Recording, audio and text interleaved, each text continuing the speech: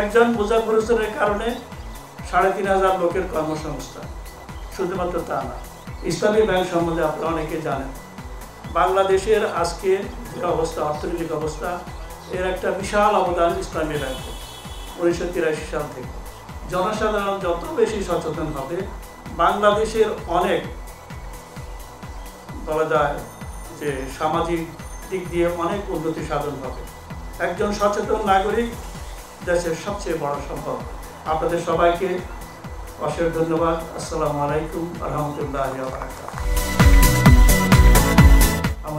আমরা ওই সময় মুজাফফর ভাইয়ের যে সমস্ত গুণাবলীগুলো আমরা বিবেচনা করেছিলাম, যে কোয়ালিটিগুলো বিবেচনা করেছিলাম, সেটা ছিল মুজাফফর ভাই ছিল একটা খোলা মনের মানুষ, ওপেন মাইন্ডেড ছিল, এবং মুজাফফর ভাই ছিল একজন ডিসিপ্লিন, মানে শৃঙ্খলাবোধের মানুষ ছিল। তার ভিতরে কনফিডেন্স ছিল, অপরিসীম আস্থা ছিল, স্বপ্ন ছিল, এবং তার ভিতরে ক্রিয়েটিভিটি ছিল, যার ভিত্তিতে, এবং সেই সময় আমরা দেখেছি যে তার একজন টেক্সটাইল ইঞ্জিনিয়ার থেকে পাশ করা একজন ইঞ্জিনিয়ার এই ব্যবসার সাথে আছে। উনি সিদ্দিকস টেক্সটাইলে 13 বছর কাজ করেছে। আমাদের শিল্প উদ্যোক্তা হওয়ার আগ থেকে আমরা জানি যে এদেশের সর্ববৃহৎ, যখন বাংলাদেশ একটি উদার ইসলামিক গণতান্ত্রিক রাষ্ট্র বাংলাদেশ, সেই বাংলাদেশের সরকারি পর্যায়ে যখন কিছুটা স্থবিরতা, বিশেষ করে ব্যাংকিং সেক্টরে, এবং এই ধর্মপ্রাণ মানুষরা কোথায় তার আস্থা রাখবে, কোথায় তার নির্ভরতার জায়গা থাকবে, সেই যখন সংকটে ছিল, আজ থেকে 4 দশক আগে সেই এমন একটি প্রতিষ্ঠান বাংলাদেশে আবির্ভূত হয়েছে, সেটি ইসলামী ব্যাংক বাংলাদেশ। বাংলাদেশের প্রথম শিল্প প্রতিষ্ঠানগুলো একমাত্র যে পুঁজি বিনিয়োগ, সেটি কিন্তু ইসলামী ব্যাংক বাংলাদেশ। আমাদের হাজার বছরের শ্রেষ্ঠ বাঙালি জাতির জনক বঙ্গবন্ধুর যে শতবর্ষ পালিত হচ্ছে, যার 25 বর্ষ দিনক্ষণ গণনা শুরু হয়েছে, সেই বর্ষে, সেই শুভক্ষণে আজকে এই অনুষ্ঠানটির উদ্বোধন হচ্ছে। এটিরও একটি বিশেষ তাৎপর্য আমরা মনে করি। 2021 সালে যখন সেটি শেষ হবে, আমরা জানবো যে ইনশাল্লাহ এমন আরেকটি সুন্দর অনুষ্ঠানের মাধ্যমে এই শিল্প প্রতিষ্ঠানের অগ্রগতি আরও উত্তরোত্তর বৃদ্ধি হবে। প্রধানমন্ত্রী আমাদেরকে উপহার দিয়েছেন, অত্যন্ত স্টেবল একটা ইকোনমি আমরা পেয়েছি। আমরা এই দেশটাকে সামনে এগিয়ে নিয়ে যাওয়ার জন্য আমরা যে উপযুক্ত ক্ষেত্র পেয়েছি, এটি আমি মনে করি আমাদের মাননীয় প্রধানমন্ত্রীর সুদক্ষ নেতৃত্বে এটি সম্ভব হয়েছে। এবং ইসলামী ব্যাংক বাংলাদেশ লিমিটেড প্রত্যেকটি ক্ষেত্রে যতগুলো ইন্ডিকেটর আছে, যেগুলো ব্যাংকিং সেক্টরে পরিমাপ করা হয়, আপনারা জানেন প্রত্যেকটা ইন্ডিকেটরে নাম্বার 1 হিসাবে কাজ করছে এবং কাজ করে যাবে ইনশাআল্লাহ। এটি সম্ভব হয়েছে এই দেশের 16 কোটি মানুষের যে আস্থা, এই আস্থার কারণে এটি সম্ভব হয়েছে। উপস্থিত বিশেষ অতিথি ডিএমডি জব্বার সাহেব, জোনাল হেড এবং সাব্বির সাহেব, দেখতে খুব ইয়াং লাগে। আমি একদিন দেখে বলছি যে এত ইয়াং লোকে এত গুরুত্ব দায়িত্ব পাইল কেমনি। আজকে বক্তৃতায় তাই বোঝা গেল যে না, আসলে মানে ছোট মরিচেরও ধারা আছে, যে এটা বোঝা যায়। সাব্বির সাহেব আমাদের মাঝে উপস্থিত আছেন, আমাদের পরম আত্মীয়। উনি এসএস টেক্সটাইলের ম্যানেজিং ডিরেক্টর, এসিএস টেক্সটাইলের ম্যানেজিং ডিরেক্টর মাসুদ দাউদ। উপস্থিত এই ব্রাঞ্চের, যে ব্রাঞ্চে আমাদের মৌচাক ব্রাঞ্চের ম্যানেজার। উপস্থিত আমার এই কলিগ, অর্থাৎ রাজনীতিক কলিগ, টেক্সটাইলে যেখানে একই ইউনিভার্সিটি লেখাপড়া করেছি, বর্তমানে আইটিজি প্রেসিডেন্ট, এবং হ্যাপস গ্রুপ একটা অনেক বড় নিট কম্পোজিট, তার মালিক শফিকুর রহমান সহ। আমি স্মরণ করছি ইয়ানুর ভাইকে, যে তার প্রথম হাতের ছোঁয়ায় আমার লোন হয়েছিল বক্তৃতা সব শুনলাম ইসলাম ব্যাংকের গুণগান, আর কি গাওয়ার আছে? যাদের গুণগান গাইলেও যা, না গাইলেও তাই। তাদের চরিত্র একটাই, যারা ভালো ক্লায়েন্ট তাদের জন্য তারা উদার, যারা ভালো ক্লায়েন্ট তাদের জন্য তারা উদার।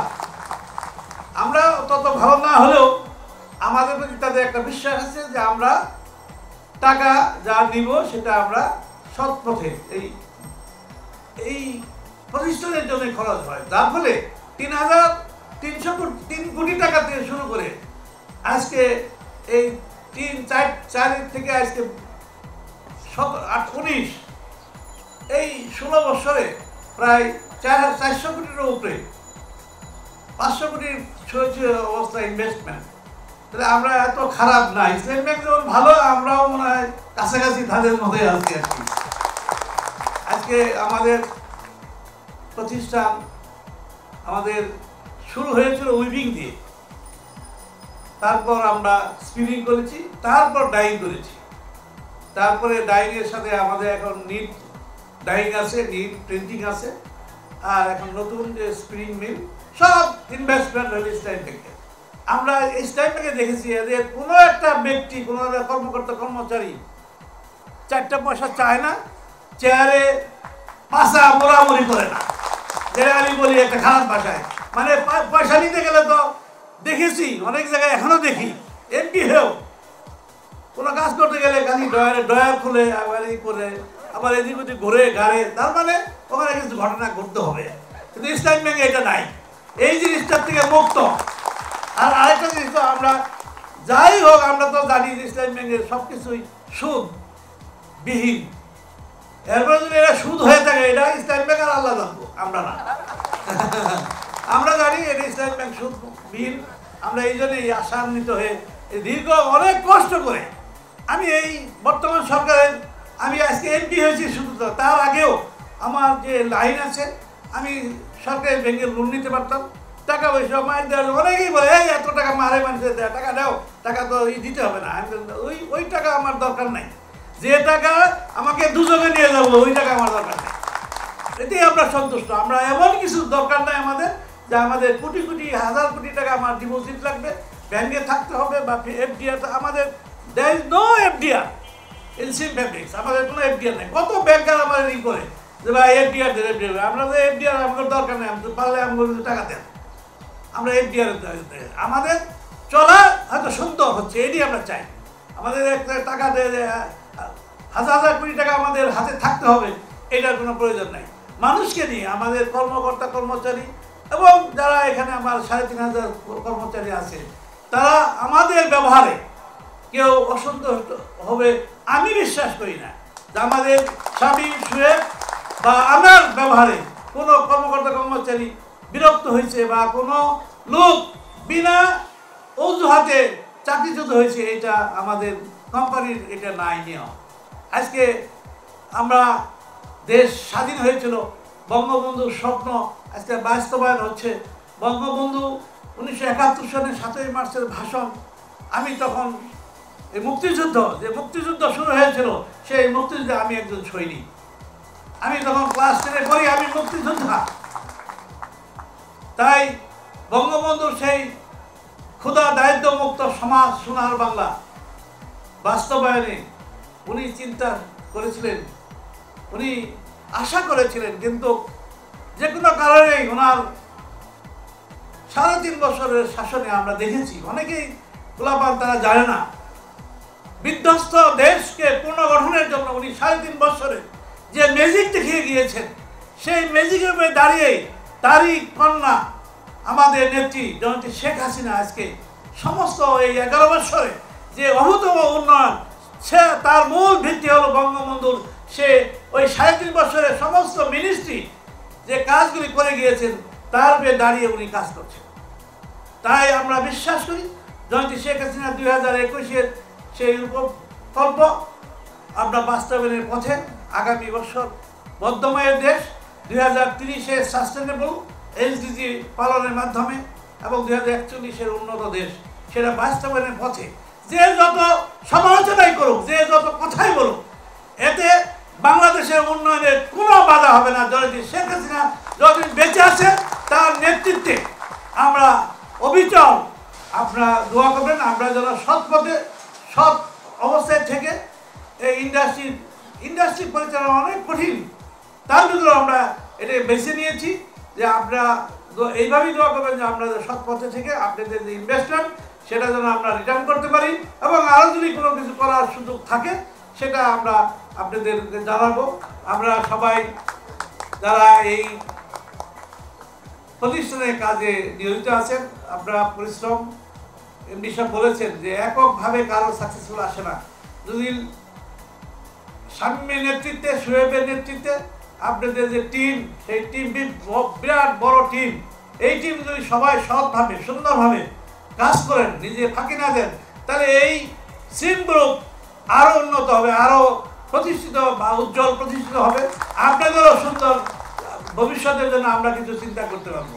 আপনাদের সবার সুস্বাস্থ্য কামনা করে এবং এই আয়োজনে আমাদের বিশেষ করে ডাইরেক্টর অপারেশন এবং সিএফও যারা অক্লান্ত পরিশ্রম করেছে এবং তার টিম, তাদেরকেও ধন্যবাদ জানাই। সুন্দর পরিবেশে এই অনুষ্ঠান সুন্দর হয়েছে, আমি অত্যন্ত খুশি, এবং যারা অতিথি তারা বলেছে ভালো, এটা যেন আমরা অব্যাহতভাবে ভালো রাখতে পারি সব ক্ষেত্রেই। আজকে যে অনুষ্ঠান সাকসেস হয়েছি কারণ ক্ষেত্রেও যেন আমরা সেই কাজগুলি করতে পারি, এই আশা ব্যক্ত করে সবার আবার সুস্বাস্থ্য কামনা করে আমাদের জন্য দোয়া আছে, বিশেষ করে প্রধান অতিথি, বিশেষ অতিথি এবং আদার্স যারা আছে, আমার বেআই মাসুদ দাউদ এবং ছোট ভাই শফিক, সবার সুস্বাস্থ্য কামনা করে আমি আমার বক্তব্য শেষ করছি। এত সুন্দর কিছু আমরা আজকে দেখতে পেতাম না, যার জন্ম না হলে, যার ত্যাগ তিতিক্ষা না থাকলে, সেই জাতির জনকে আমি গভীর শ্রদ্ধার সাথে আজকে সর্বপ্রথমে স্মরণ করছি। সেই সাথে স্বাধীনতা অর্জনের জন্য যারা প্রাণ দিয়েছেন, বিভিন্নভাবে জাতিকে মুক্ত করার জন্য বিভিন্নভাবে ত্যাগ তিতিক্ষা করেছেন, তাদের সকলকে আমি স্মরণ করছি। আমরা বিভিন্ন প্রোগ্রামে বিভিন্ন দেশে যাইতে হয়, আপনারা জানেন। আমি লন্ডনে গিয়েছি, সেখানে একটা প্রোগ্রাম হয়, সারা বিশ্বের মেজর ব্যাংকগুলির এমডিরা সেখানে আসেন, সাইবোস বলে এই প্রোগ্রামটা। সেখানে 1000 ব্যাংকের এমডি ছিলেন।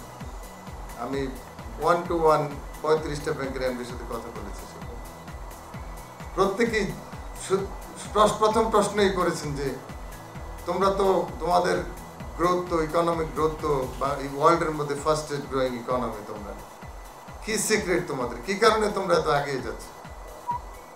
ওনারা কিন্তু সবাই জানে, সারা বিশ্ব জানে। আমরা কতটা জানি আমরা জানি না। আমার মাঝে মাঝে দুঃখ হয়, আমাদের দেশের ভিতরে যারা থাকে তারাও কয়জন আমরা জানি আমি জানি না। অনেকেই জানেন, কিন্তু দেশের বাইরে যারা থাকেন তারা কিন্তু অনেকেই জানেন না। আমি সময় নাই, থাকলে দু একটা ঘটনা আপনাদেরকে বলতাম। আমরা আসলে সেভাবে অ্যাওয়ার না, কনসাস না যে আমরা পৃথিবীতে উন্নয়নের একটা উদাহরণে পরিণত হয়েছে। এই কথাগুলি যত বেশি বলি আমাদের আস্থা তত বাড়বে, শক্তিটা তত বেশি বাড়বে, কনফিডেন্সটা খুব বেশি জরুরি। সেই আস্থা এবং সেই বিশ্বাসটা যাতে দৃঢ় হয়, আমাদের যত দৃঢ় হবে তত দৃঢ় পদে আমরা এদেশের অর্থনৈতিক উন্নয়নে কাজ করে যেতে পারি। সম্মানিত সুধী, ইসলামী ব্যাংক সম্পর্কে আমি খুব বেশি কথা বলবো না। আমার দায়িত্ব ছিল যে কিছু কথা বলা ইসলামী ব্যাংক সম্পর্কে। আজকে বাংলাদেশে শিল্পায়নে আমরাই করেছি বলবো না, কিন্তু আমরা অগ্রণী ভূমিকা পালন করেছি এবং মেজর ভূমিকাটা আমরা পালন করে যাচ্ছি এখনো। আপনারা ইতিমধ্যে শুনেছেন আমাদের 95,000 কোটি টাকা ডিপোজিট আর 90,000 কোটি টাকা বিনিয়োগ। এই কথাটা বলেন না কেউ? 90,000 কোটি টাকা বিনিয়োগ করেছি আমরা।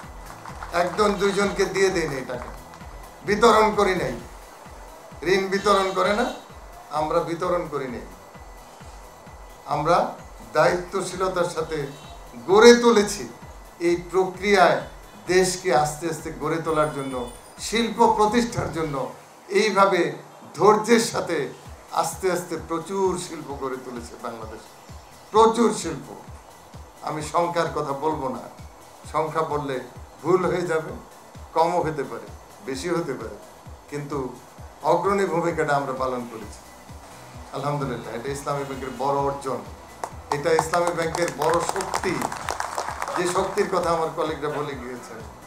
ইসলামী ব্যাংকের বড় অর্জন, বড় শক্তি হলো এটা, যে ইসলামী ব্যাংক যে আস্থার সাথে, বিশ্বস্ততার সাথে জাতির এই খেদমতটা করতেছে, এই সেবাটা করছে, সেই জিনিসটা আজকে সাধারণ মানুষ বা আপনারা যারা এর সাথে জড়িত তারা জিনিসটা রিয়েলাইজ করছেন, আপনারা সেটা স্বীকৃতি আমাদেরকে দিচ্ছেন, যে স্বীকৃতি, আপনাদের যে আস্থা এবং স্বীকৃতি আমাদেরকে আরও শক্তি যোগায়। আমার সম্মানিত এমপি মহোদয় মুজাফর ভাই আমার অত্যন্ত প্রিয় মানুষ, খুবই প্রিয় মানুষ এবং অত্যন্ত সম্মানিত মানুষ। আমি ওনাকে সম্মানও করি, ভালোবাসি। উনি একজন আত্মবিশ্বাসী মানুষ, অত্যন্ত নিষ্ঠাবান মানুষ এবং পরিশ্রমী মানুষ এবং ক্রিয়েটিভ কোয়ালিটি সম্পন্ন মানুষ এবং সজ্জন ব্যক্তি। সবার সাথে একদিকে ওনার টেকনিক্যাল কোয়ালিটি, উনি তো ইঞ্জিনিয়ার, সেই সাথে সাথে এই কোয়ালিটিগুলি আছে। অপরদিকে মানুষ হিসাবে উনি অত্যন্ত চমৎকার একজন মানুষ, যিনি মানুষকে আপন করে নিতে পারেন, সেরকম একজন মানুষ, যার প্রমাণ হলো, যার ফলে উনি জাতীয় সংসদের সম্মানিত সদস্য নির্বাচিত হয়েছেন। জনপ্রতিনিধি, আমি রাজনীতিবিদ বলবো না, জনপ্রতিনিধি এবং সাধারণ মানুষের একজন মানুষ, প্রিয় মানুষ, এবং সেই সাথে সাথে একজন সফল পিতা। উনি যে 2জন সন্তান উপহার দিয়েছেন জাতিকে, আমি বলবো সিম গ্রুপকে, সত্যি আমি অভিভূত। আমি শামীমের কথা সবসময় সব জায়গায় বলি, উদাহরণ হিসেবে বলি, যে সেকেন্ড জেনারেশন, অনেকে বলে সেকেন্ড জেনারেশন সম্পদ নষ্ট করে দেয়। আমার এডিশনাল এমডি মহোদয় গানের কথা বলেছেন, আয়ুব বাচ্চুর গানের কথা বলেছেন। সাধারণত এটা হয়, জমিদার সব গেলে এরপরে কিন্তু জমিদারি বিক্রি হয়, এটা হলো সাধারণ নিয়ম। কিন্তু আমি সব জায়গায় বলি, শামীম সহ আরও 2-1জন আছে ওর বন্ধু বান্ধব, যারা নুরুজ্জামান সাহেবের ছেলেরা, হ্যাঁ আরও আছে কয়েকজন, তাদের কথা আমি বিশেষ করে শামীমের কথা বলি সব জায়গায়।